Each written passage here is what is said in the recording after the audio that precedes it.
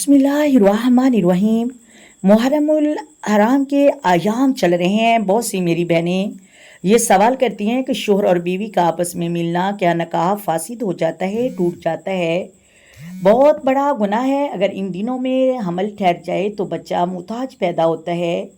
5 वक़्त ऐसे हैं जिनमें शोहर और बीवी का मिलना जायज़ नहीं है। एक सवाल पूछा गया है।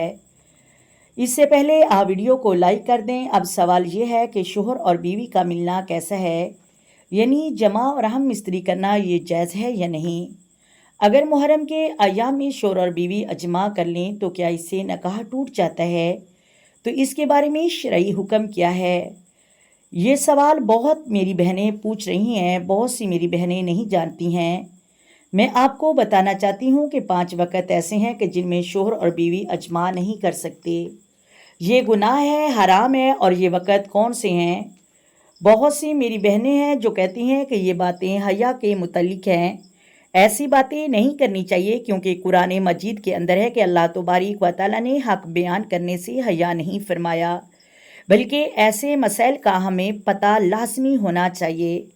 आए पहली वक़्त जब रोज़ा रखा हो तो रोज़े की हालत में अजमा करना जायज़ नहीं है।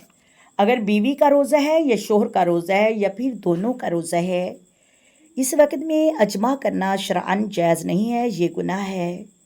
दूसरा वक़्त यह है कि एतकाफ़ की हालत में, यानी अगर बीवी एतकाफ़ पर बैठी है या शोहर एतकाफ़ पर बैठा है तो फिर भी अजमा करना शरअन जायज़ नहीं है, ये गुनाह है।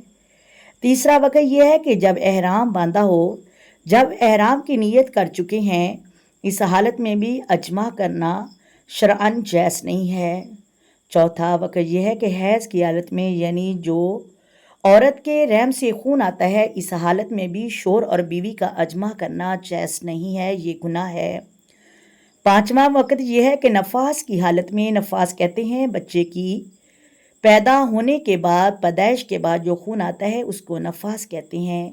इस हालत में भी अजमा करना शरअन जायज़ नहीं है।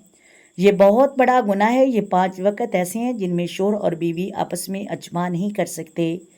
इसके अलावा शोहर और बीवी जब चाहें अजमा कर सकते हैं। लेकिन जो मेरी बहनें कहती हैं कि मुहर्रम के जो 10 अय्याम हैं, इनमें हम बिस्तरी करने से बच्चे मुहताज पैदा होते हैं, ऐसा बिल्कुल भी नहीं है। ये सब बातें मनगढ़ंत हैं। हाँ, अगर मुहर्रमुल एहराम के एहतराम में आप शोहर और बीवी अजमा नहीं कर रहे हैं तो ये एक आपका एहतराम है, लेकिन ना ही इससे निकाह फासिद होता है और ना ही इससे बच्चे मुहताज पैदा होते हैं और ना ही इससे निकाह टूटता है। उम्मीद है आपको मेरी बातों की समझ आ गई होगी। मैंने आपको मुकम्मल तफसील से बता दिया है। अल्लाह तबारक व तआला हमें सही हदीस के मुताबिक अमल करने की तौफीक अता फरमाए। अगर वीडियो अच्छी लगे, वीडियो को लाइक करें, शेयर करें और सब्सक्राइब करें। आए मिलकर आका दो आलम नूर मुजस्सम सरवरे कायनात सल्लल्लाहु अलैहि वसल्लम की ज़ात पर दरूदो सलाम के नजराने पेश करें। अस्सलातु वस्सलामु अलैका या सय्यदी या रसूलल्लाह, अस्सलातु वस्सलामु अलैका या सय्यदी या हबीबल्लाह, अस्सलातु वस्सलामु अलैका या सय्यदी या नबीयल्लाह व अला आलिका व स्वहाबिका या सय्यदी या मुहम्मदुर रसूलुल्लाह। मोहतरम नाज़रीन, अल्लाह हाफिज़।